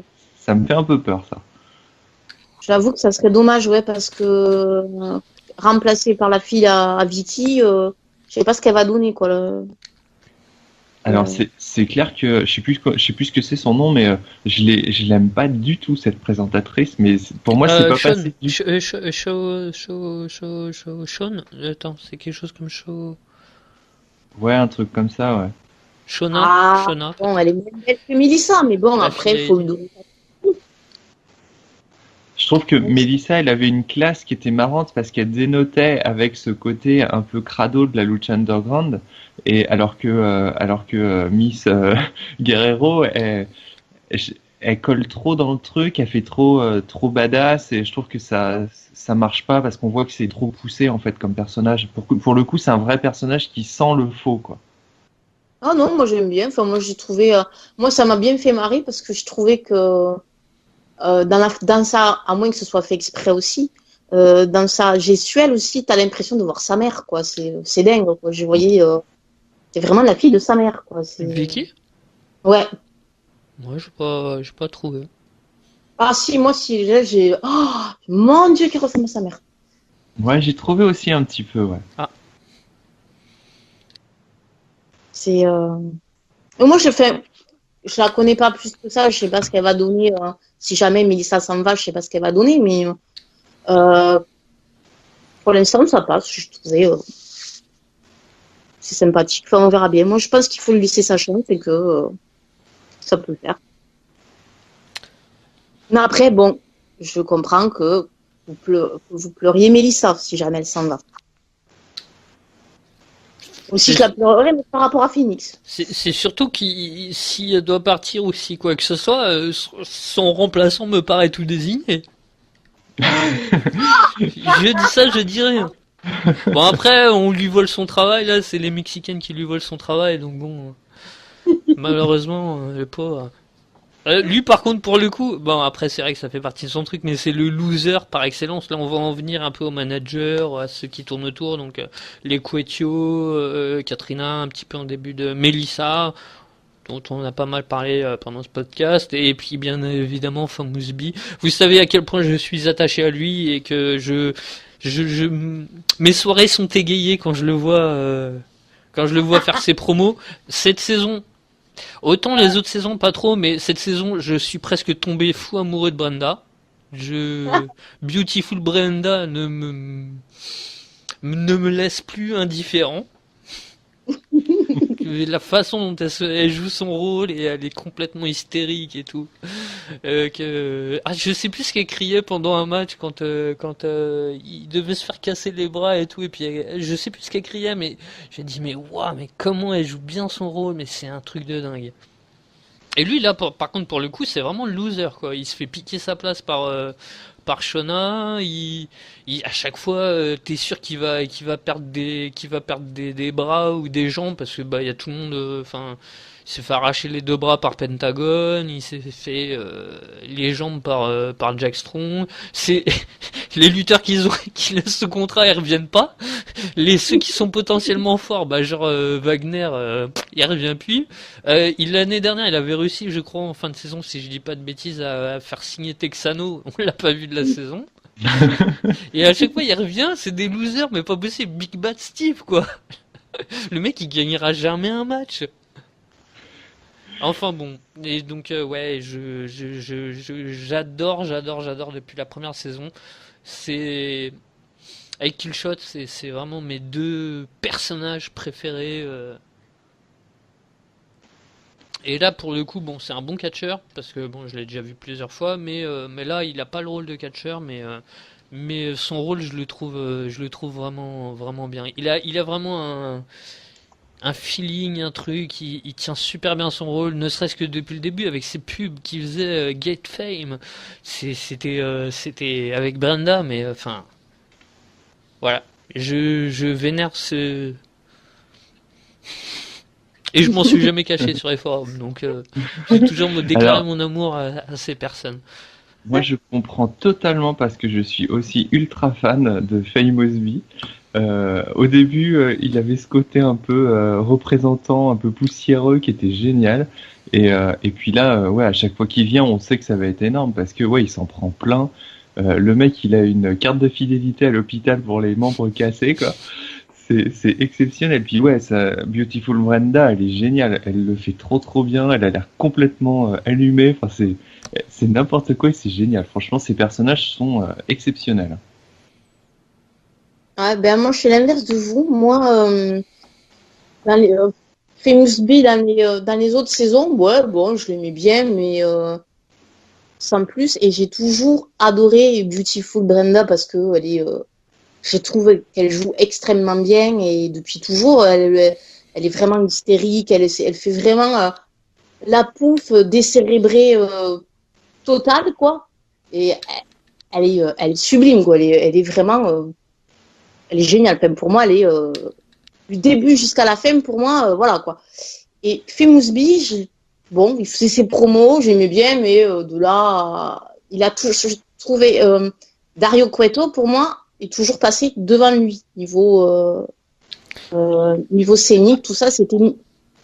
Après, c'est pas les mêmes rôles. Enfin, tu peux pas comparer en termes de rôle. Hein, dans le rôle qu'il tient lui. Enfin, c'est pas comparable avec Dario Cueto, si tu veux. Il a été, pour moi, Famous B, dans les autres saisons, a été éclipsé par Dario Cueto, par tout son charisme, c'est un acteur, il est super, voilà. Et là, dans cette saison-là, je l'ai beaucoup apprécié parce que j'ai l'impression, c'est une impression après, qu'on l'a un peu plus vu, qu'il a fait pas tout à fait les mêmes choses que dans les autres saisons. Et même quand il présente les matchs, il le fait d'une façon totalement différente de tout le monde. Et tu rigoles, enfin, je sais pas comment dire. Il le fait bien, quoi. Enfin, voilà, c'est une façon, il présente les matchs d'une façon pas tout à fait traditionnelle et c'est qu'il se met plus ou moins, enfin, où il essaye de se mettre plus ou moins en avant et c'est marrant, quoi. Il est marrant. Et en plus, pendant les matchs, comme vous dites, avec Beautiful Branda à côté, mais voilà, mais c'est mortel, quoi. C'est un duo qui fonctionne très bien et là, un commentaire donc typiquement féminin par rapport à Beautiful Brenda aussi. Ce que j'aime, c'est que à chaque épisode, elle a toujours des nouvelles tenues, mais des tenues magnifiques, quoi, et qui lui vont super bien. C'est un régal. Tu te dis, mais punaise, je veux les mêmes tenues, quoi. C'est pas possible, quoi. Et, non, c'est vraiment un duo de. Et heureusement qu'ils sont là et qu'ils restent parce que c'est pour la 5e saison. Niveau comique, je crois que c'est les seuls qui restent. Hein. Oh oui, après il y aura peut-être des nouvelles arrivées, mais et puis espérons qu'ils restent comme ça, quoi. Tu vois, c'est typiquement le genre de personne, t'espères. Bon, après qu'il soit peut-être un peu plus mis en lumière, qu'on le voit peut-être un peu plus souvent, mais par exemple qu'il reste dans cette gimmick-là, pas qui commence à avoir un champion ou un truc comme ça, qui continue à avoir des losers qui sont entourés de genre de Big Bad Steve. J'espère qu'il va en continuer l'année prochaine ou des trucs comme ça, ou qu'il se fasse encore tabasser, parce que voilà, t'as pas envie de le voir dans un autre. Il est tellement sympa dans ce truc-là que. Mais je pense que ça continuera, ouais, le coup de je suis manager de catcheur. De loser, tu peux le dire. Voilà. C'est méchant de dire ça. Ouais. Non mais c'est vrai, hein, depuis la saison 1, rappelle-toi son premier catcheur sous contrat, c'était Masquerade, enfin qu'il avait essayé d'avoir, c'était Sagrada, donc bon, à partir de là, enfin, tu places les ambitions du bonhomme, quoi. Et donc, restons dans justement dans ce truc de commentateur, de présentateur et tout ça, et donc, avec Mélissa. Alors je sais pas ce que vous en avez pensé, mais ma foi, à chaque fois, au niveau des émotions, des trucs, par exemple quand elle doit annoncer Marty The Moss, tu sens qu'elle a encore du dégoût, que voilà. elle peut pas, elle a du mal. Quand c'est Phoenix, tu sens son cœur un petit peu chaviré et tout. Enfin, énormément encore, comme chaque saison, quoi. Elle nous régale dans dans sa justesse d'interprétation des émotions. Oui, et puis sans que ce soit trop surjoué. Je sais pas ce que t'en penses toi, The Judge, mais c'est même pas surjoué, quoi. Tu ressens, et puis c'est par rapport à leur histoire, c'est logique, quoi. Bah moi je trouve que ouais, elle joue avec finesse. Elle est sobre et super crédible. Et au final, c'est un personnage qui pourrait être complètement inintéressant et malgré tout, elle fait vraiment partie du truc. Alors, elle est prise dans quelques histoires, mais même sans ça, elle est présente. En plus, elle reste tout le temps au bord du ring et ça, je trouve ça génial parce qu'on voit elle joue le jeu pendant tous les matchs, on la voit. Elle a peur pour certains catcheurs, elle se moque d'autres. Enfin, elle est tout le temps là en fait. C'est ça. Ouais. Ouais, elle est tout le temps présente, contrairement à... Ouais, c'est clair qu'elle est tout le temps là pour pour vivre les choses. Et après, au niveau, bah, donc, on terminera par les Cueto, bien évidemment. Il y a Katrina qu'on n'a pas vu énormément cette saison, surtout en début de saison, qui nous a fait un peu du Katrina. Et puis, bah, Mm. qui a rajeuni en plus, je crois, si je dis pas de bêtises, cette saison, justement après avoir pris les pouvoirs de La vie. Phoenix, je crois bien. Et il y a eu un petit coup de rajeunissement. Alors oui, Katrina, elle a rajeuni parce qu'elle est redevenue mortelle. D'ailleurs, ça m'ennuie un peu parce que son personnage était vraiment intéressant avec son espèce de pouvoir où il pouvait se téléporter. C'était quelque chose de.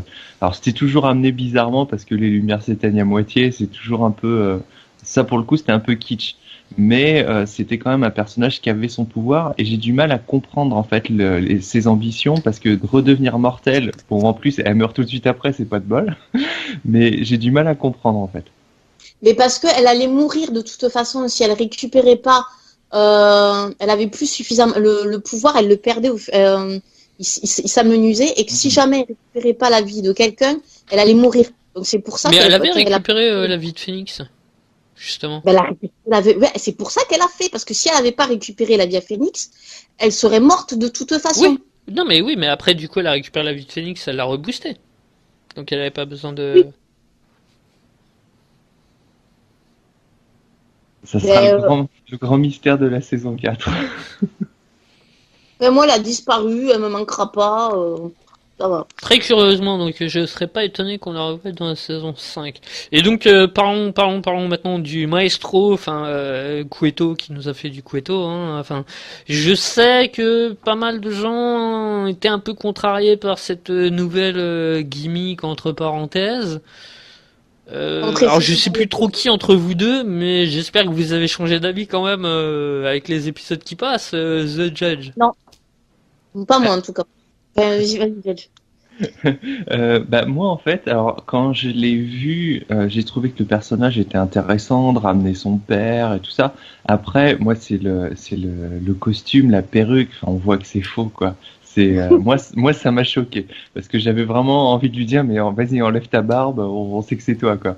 Mais en plus on reconnaît forcément sa voix, même si le côté voix un peu éraillé, ça marche. Hein. Mm. Et au final, je m'y suis fait, hein, et sa voix me plaît bien quand il annonçait le sacrifice to the god, Ouais, c'est comme clair. ça. On sent que le mec il est à fond quoi. Et puis cette cicatrice aussi qui était vachement. Ouais, la cicatrice était plutôt cool, mais moi j'étais tellement bloqué sur ses cheveux qui sont clairement faux que je crois que j'ai mis un ou deux épisodes à voir son œil qui était vitreux et sa cicatrice. Hein. Après, le personnage en lui-même, bon ben voilà, il est intéressant parce que il a quand même tué son fils. Son deuxième fils se fait quand même tuer à la fin de cette saison, mais le premier revient. Donc et puis en plus il va pas être content à mon avis. Donc il va y avoir un gros truc. Maintenant, comme c'est le même acteur qui va jouer les deux rôles, j'espère qu'ils vont la jouer un peu fine quand même et que ça va être bien foutu. Mais bon après ça, Tu on veux va dire voir sur le genre des plans séquences où il y a tous les deux? Ouais, je pense qu'ils vont aller jusque là. Ben, je pense. Donc on va voir ce que ça va donner, mais en tout cas ça fait. Ce qui est intéressant, c'est que le fait qu'on ait tué Dario Cueto, on se retrouve dans un autre temple, ça crédibilise le changement de lieu. Et puis le fait que apparemment on va rechanger à nouveau de lieu et que du coup l'autre va revenir, ben ça va peut-être apporter encore quelque chose. Surtout si on revient dans l'ancien temple, ça peut être sympa. Et toi alors du coup Ambrosia, t'étais moins. Alors moi non, c'est bon l'acteur il joue très bien le rôle, il y a aucun problème, mais justement moi ce qui m'a le plus choqué, c'est pas la perruque, ça fait rigoler quoi, je veux dire voilà, tu rigoles. Mais c'est la voix justement, la voix déraillée me dérange parce que justement du coup déjà que j'ai du mal avec l'anglais, mais là je comprenais encore moins ce qu'il disait et une des choses que j'adore chez cet individu, c'est que quand il parle, il s'exprime clairement et tu arrives à le comprendre. Donc, et là, impossible pour moi de comprendre ce qu'il disait, donc ça m'a gêné fortement. Et puis je sais pas, j'accroche moins avec ce personnage parce qu'il est, tu le sens moins, malgré qu'il soit manipulateur, ceci, cela, il est moins il est moins que Dario Cueto, que Dario, quoi. Parce que Dario, tu le voyais, c'était vraiment le mec qui voulait, qui manipulait tout le monde, qui faisait tous ses coups en douce, vraiment.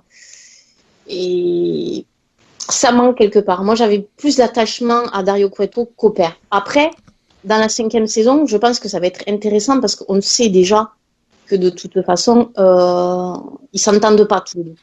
On sait, niveau rôle, qu'il va y avoir quelque chose, ça va être de la guerre entre les deux. Et je pense que ça va être très intéressant. Il l'a tué quand même, oui, forcément, ils vont pas être amis. Oui, mais bon, il y en a, tu sais, ouais, bon, ben, tu m'as tué. Bon, c'est peut-être tu l'as fait parce que tu avais de bonnes raisons, je Non, comprends. mais Il y en a. c'est Lucha Underground. Là, s'il te plaît. Voilà, Respect. non, mais mais, ça va être intéressant. C'est tout. Mais je préfère quand il est en Dario que dans le père, c'est tout. Moi, je le comprends pas quand il parle, donc je peux pas apprécier, quoi. Ouais, moi, contrairement à vous, premier épisode, adaptation. Dès le deuxième épisode, je voyais quelqu'un d'autre, en fait. Je voyais plus Dario Cueto, je voyais son père. J'ai été pris directement du rôle, donc après, pas eu tant de problèmes que ça. Dans mon esprit, c'était limite même deux personnes différentes, quoi. Tellement, je le trouvais bien ancré rapidement dans ce rôle ou avec cette cicatrice, cet œil vitreux. Voilà, où tu vois qu'il vous ne voit que d'un œil, aussi manipulateur, manigance et tout, avec pareil, il aime l'oseille, il aime tout ça. Ce qui est bien avec cette famille, c'est que tu ramènes un peu d'oseille, t'as ce que tu veux. Un match de championnat, limite il serait même peut-être capable de te créer un titre ou un truc comme ça. Pas faux. Enfin ouais, non mais moi, quoi qu'il en soit, voilà, j'étais séduit dès le deuxième épisode, c'était bon. Euh, Est-ce qu'il y a des matchs que vous voulez évoquer qui vous ont particulièrement plu? Moi, c'est pas, je dirais, c'est pas qui m'a particulièrement plu, mais il m'a marqué quand même, quoi. Enfin, il était très bon, mais honnêtement, je ne saurais pas, niveau in-ring, je ne saurais pas te dire lequel était le meilleur cette année, mais celui-là, il m'a marqué. C'était celui de Mi Muerte contre Phoenix et Jeremiah Crane, donc le match du cercueil, là, celui Ouais. où justement où Katrina après dans l'épisode d'après prend la vie à Phoenix, quoi. Et parce que ça m'a marqué parce que bon, mais déjà il était très bon. C'est Jeremiah c'est Jeremiah qui perd entre guillemets en premier et tu te dis ouais, enfin moi qui suis du côté de Phoenix, donc du coup tu te dis oui, c'est bon, ça va être bon. Phoenix il va rien lui arriver et au final c'est lui qui perd la vie et ça fait je sais pas, moi ça m'a fait quelque chose. C'est je trouve que le match a été très bien booké, quoi, et on y a cru du début jusqu'à la fin, quoi, et c'est ça qui est important. Et toi, The Judge, est-ce qu'il y a un match qui t'a... Ouais, alors bah déjà ce match fait partie de mes matchs références de cette saison, ça c'est sûr. Surtout qu'il y a une vraie conséquence, donc c'est plutôt cool. Et puis j'aime bien voir Mil Muertes gagner malgré tout, parce que je l'aime quand même beaucoup celui-là. Mais du coup, moi un autre match qui m'a énormément plu, c'était Cage contre Pentagon Dark dans le Last Man or Machine Standing match. Les gars ils se sont donnés à fond. Le match a été assez long. Et franchement, j'ai été impressionné. Et bon, j'aime beaucoup Cage, donc déjà ça joue. Mais en plus, c'est dans ce match-là où je me suis dit, Pentagon, en fait, il est énorme, quoi. Donc ce match pour moi, c'est un des meilleurs que j'ai vu toute saison confondue. Est-ce qu'il y aurait d'autres matchs que vous voulez mettre en évidence? Juste un parce que donc il est frais, c'était donc à Ultima Lucha Quattro, donc le Mundo vs Cueto vs Matanza, parce que là aussi je l'ai trouvé niveau histoire, je l'ai trouvé bien fait par rapport au gants, quoi. Donc Mundo il perd le gant vite fait. Et pendant une bonne partie tu te demandes une bonne partie du match s'il va réussir à le récupérer. Tu vois Mantenza qui prend le gant, il le lance tout en haut. T'as Mundo qui fait, on se croirait dans un film d'action là, qui saute. Il est en haut, il saute, paf, paf, pour essayer de récupérer le gant. Il récupère le gant, mais il le repère après. Enfin, il y a toute une histoire qui fait que tu es là tout le long du match. Tu es quand même en stress de savoir s'il va réussir à récupérer le gant pour pouvoir gagner contre Mantenza, parce que Mantenza, il était imbattable quoi, jusque-là. Donc, du coup, tu es quand même en stress. Quoi. Et puis, le match, il était beau parce que déjà, quand tu as du Mundo dans le ring, tu sais que tu vas avoir la qualité. Et Matenza, il a joué son rôle comme d'hab et c'était très bien booké, très bien fait. Et voilà, moi j'ai particulièrement apprécié ce match, donc je vais en parler un petit peu. Quoi. Ben, moi, j'aimerais juste rajouter que, en fait, ce match, il a vraiment existé grâce à tous les autres Sacrifice to the God, et c'était vraiment génial parce que, ouais, il y avait une vraie histoire de raconter entre Matanza et Johnny Mundo. Donc, du coup, c'est vrai que c'est vraiment quelque chose d'important. Et du coup, on a vraiment pu trembler pour Johnny Mundo parce que déjà, on ne sait pas s'il va faire la saison suivante, donc il pourrait très bien perdre. Et ça, c'est cool parce qu'on est vraiment dans l'incertitude. Et puis l'autre incertitude, c'est que tu aurais pu te dire aussi, Cueto ayant tué l'un de ses fils, bon bah potentiellement il peut peut-être sacrifier l'autre aussi pour le dieu quoi, enfin pour The God. Bon, il l'a pas fait, mais il y avait aussi est-ce qu'il va oser, est-ce qu'il va aller jusque là, sachant que bon entre parenthèses ce pouvoir divin, on sait pas encore trop ce que c'est, trop où est-ce qu'ils vont ces morts quoi, la puissance de ces morts, est-ce que je sais pas un lutteur quelque part récupère cette force ou quelque chose comme ça, on sait pas trop. C'est pas trop, mais pour l'instant, enfin, logiquement, ce serait plutôt le père Cueto qui la récupère, puisque c'est lui qui fait les sacrifices. Non, oui, non, mais il fait les sacrifices, mais tu vois que s'il y a un éclair, et donc généralement quand tu fais un sacrifice, c'est soit pour appeler ou éveiller un démon ou pour un dieu démon ou Il veut pas récupérer la force du démon. Récupérer la force, mais enfin c'est pas lui qui la récupère, hein. Tu vois pas de changement physique ni rien, donc ça doit être pour quelqu'un encore dans l'ombre ou pour quelque chose, pour voilà, on sait pas trop. Est-ce que c'est pas pour appeler quelque chose. Sans oublier aussi qu'Areo Star avait mentionné que c'était pas loin d'être la fin du monde, je crois, que fallait qu'il récupère le gant, tout ça, notamment tout ce qui était autour du gant. Donc est-ce que le monstre ce serait pas Jack Strong Ben voilà, ouais, il y a de grandes chances qu'on arrive petit à petit à ça et que Jack Strong soit l'un des pions principaux pour cette fin du monde, ouais, annoncée.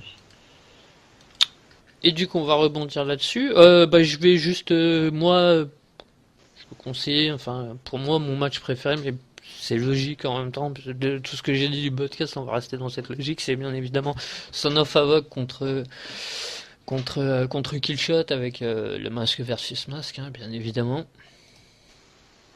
Avec toute l'émotion que ça a suscité sur la fin du match.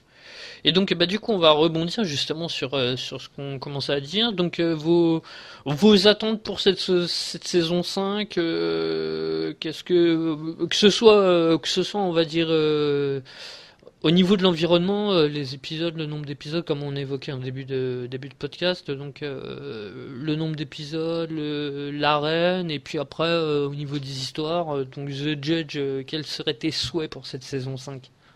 Réaliste, en essayant d'être réaliste, hein, tu vois. Oui, bien sûr. Moi, déjà, au niveau des épisodes, j'aimerais bien que ce soit à peu près comme ça. À la limite, 2-3 en plus. Ça peut être sympa parce que je vais un petit peu être en manque. Donc, voilà. Mais voilà, ouais, à peu près le même nombre d'épisodes. Sinon, au niveau de l'arène, j'aimerais qu'il y ait un vrai changement parce que, comment dire, cette arène, moi, j'ai quand même du mal. Et la confrontation entre Dario Cueto et Antonio Cueto va peut-être nous amener à créer justement un nouvel environnement. Maintenant, tant qu'on est toujours dans une ambiance un peu crasseuse, un peu underground, moi ça me va. Mais juste qu'il n'y ait plus trop de bleu comme ça et qu'il puisse cette porte horrible là, avec la fumée là, ça passe pas du tout. Et toi, Ambrosia, est-ce que tu aurais des souhaits? Ben moi, alors les souhaits, après, donc, niveau nombre d'épisodes, oui, ben là, ça me va, oui. On va peut-être un peu plus aussi, mais 4 ou 5 non, les 4, peut-être un petit 4 de plus, ça me déplairait pas. Et après, niveau arène, moi, ben, elle me convenait celle-là. Moi, du moment que il y a toujours une atmosphère dark et underground, moi, ça me va très bien. Après, oui, j'aimerais bien qu'il y ait des cordes un peu plus classiques dans le ring. Du moment qu'il y a toujours aussi le calendrier aztèque dans le ring, ça me va très bien. Et après, mes attentes, c'est surtout par rapport au storyline. Donc, moi, j'attends beaucoup par rapport à tout ce qui est par rapport aux dieux, entre guillemets, quoi. Les dieux, par l'histoire de Taya qui est possédée. Moi, ce que j'attends vraiment, c'est cette confrontation entre, entre les dieux. C'est ça, vraiment, moi, que j'attends le plus. Après, j'espère toujours qu'il y ait un happy end pour Phoenix et Melissa. J'y crois encore, quoi. Donc, et je veux y croire parce que Phoenix est mis en face pour moi. Et j'attends, ouais, c'est surtout par rapport aux stories, puis l'affrontement. Enfin, moi, ce que j'aimerais vraiment, c'est que donc l'affrontement entre le père et le fils, il mêle les dieux, enfin, un pouvoir qui leur est supérieur, et que ça parte vraiment un truc de. Voilà, un gros truc, quoi. Et progressivement. Voilà, c'est mes attentes à peu près, c'est surtout par rapport à ça. Et puisqu'il y a certains lutteurs qui s'en vont, j'aimerais qu'il y ait qui trouvent quelques perles en lutteur et que Sammy Guevara soit quand même plus mis en avant la saison prochaine. Voilà. Ouais, bah je suis un peu d'accord avec vous, si ce n'est que moi j'aimerais bien, je pense que c'est vers ce à quoi on va se diriger, mais j'espère quand même que ça se fera. Deux gros blocs face heel avec d'un côté Dario, de l'autre côté Antonio, et avec vraiment, je pense qu'on peut imaginer même que Katrina par exemple revienne du côté de Dario avec Pentagon, avec Mil Muertes même, pourquoi pas, et qui est comme ça deux gros blocs avec bien évidemment des rivalités qui s'entrecroisent et tout ça, mais avec ce côté très comme il y a eu par exemple à la TNA dans les années 2010 avec d'un côté il y avait euh, ceux qui étaient habillés en mafia, je m'en rappelle plus, enfin bref, il y avait dans les années 2010 à la TNA, il y avait vraiment deux entités, d'un côté les face, d'un côté les heels, deux grosses factions bien déterminées. Et presque limite tout le roster, enfin une grosse partie du roster devait être soit d'un côté, soit d'un autre, quoi, en gros. Et je trouve que deux grosses factions comme ça, qui vraiment avec une prédominance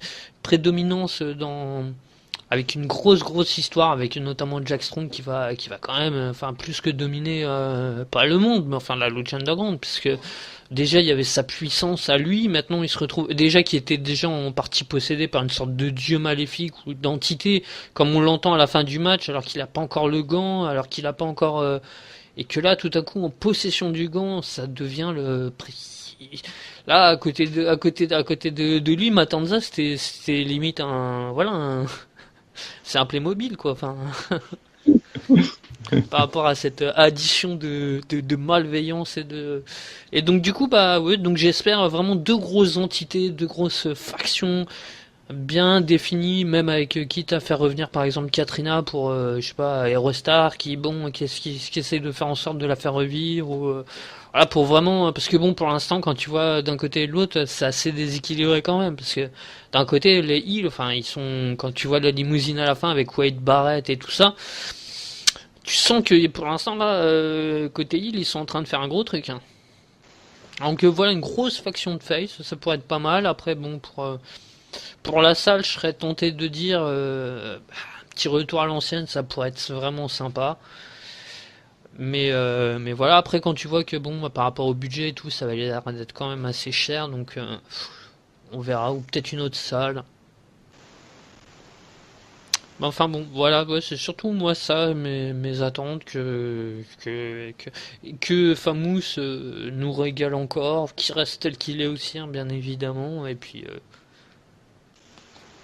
qui viennent présenter une fois de temps en temps quand Melissa peut pas ou des trucs comme ça et puis voilà que on puisse le voir une fois de temps en temps et puis bon après ouais au niveau des arrivées j'ai pas trop de je sais que la lucha se rate rarement donc au niveau du roster donc voilà à peu près quelles seraient mes attentes. Est-ce que vous voulez rajouter quelque chose sur un truc qu'on n'aurait pas dit avant de se quitter ou Alors moi, Alors, il y a- je voulais vas-y. rajouter une news que j'ai vue hier. Donc, apparemment, la saison 5 n'a toujours pas été commandée. Et donc, on ne sait pas s'il y aura une saison 5 parce qu'il y aurait un changement de direction de la chaîne. Donc, on ne sait pas encore. Il y a quand même bon espoir puisque, de toute façon, la chaîne était plutôt contente de... tu pouvais pas garder ça pour toi, tu veux vraiment plomber le podcast. Mais non, mais quoi, attends, on parle de la lucha, donc du Ouais, coup... bah tu pouvais le dire quand même après, mince. Là, on va être tout triste. Donc voilà, donc les nouvelles, c'est ça, on ne sait pas encore. Espérons qu'ils soient Les- intelligents. Et toi, tu voulais rajouter quelque chose, ce Judge? Ouais, une petite chose, c'est que j'aime. Alors, s'il y a une saison 5, j'espère vraiment qu'ils vont pas commencer par l'Aztec Warfare comme ils ont fait. Parce que pour moi, c'est un de mes matchs préférés. Et, euh, et du coup, dans cette quatrième saison, la sauce n'est pas montée parce qu'on a commencé direct, on savait même pas que ça allait avoir lieu d'un coup. Et j'espère que ça va arriver en milieu de saison ou en tout cas au bout de 3, 4 épisodes, qui est vraiment des rivalités, des choses qui montent petit à petit, la tension, quoi, pour pouvoir profiter pleinement de ce type de match, parce que j'étais un peu triste, quoi, quand même, en début de saison. Après, le côté positif, c'est que ça te permet de te montrer directement le renouvellement de personnel, tu vois. Enfin, Ouais, mais justement, ça retire aussi, pour les nouveaux arrivés, ça retire un peu de la surprise, parce que bah, il y a deux, trois gars qui sont arrivés pendant le match, je me suis dit, ouais, ok, est-ce qu'ils nous les ont sortis d'un placard où on les a vus une ou deux fois en première saison? Je savais plus trop, en fait. bah, et là, on pourrait imaginer une ouverture de saison 5 avec, parce que je crois que c'est la première fois que ça arrive que le Gift of the God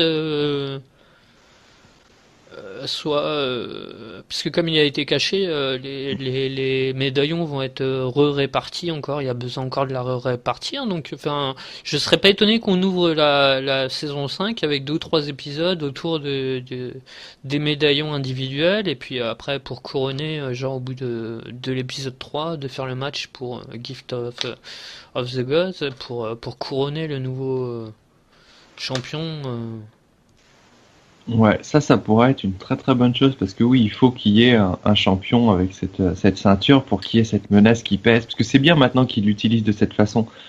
Ça amène vraiment un petit quelque chose en plus. Et puis c'est empressé en plus Strong de le cacher, donc comme ça. Bon, enfin, est-ce que vous vouliez rajouter quelque chose? Sinon, on va.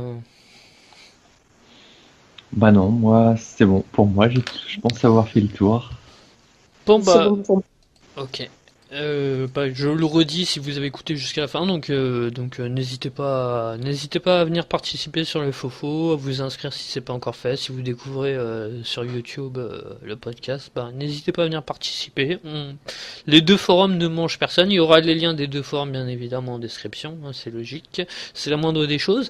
Et puis en tout cas, je vous remercie à tous les deux d'être venus participer. C'était sympa. C'était ta première. J'espère que ça t'a pas trop ça t'a plu. Ah, mais complètement. Moi, ça a été un grand plaisir. Et puis on va se laisser. Et puis voilà, ciao. Au revoir. Salut!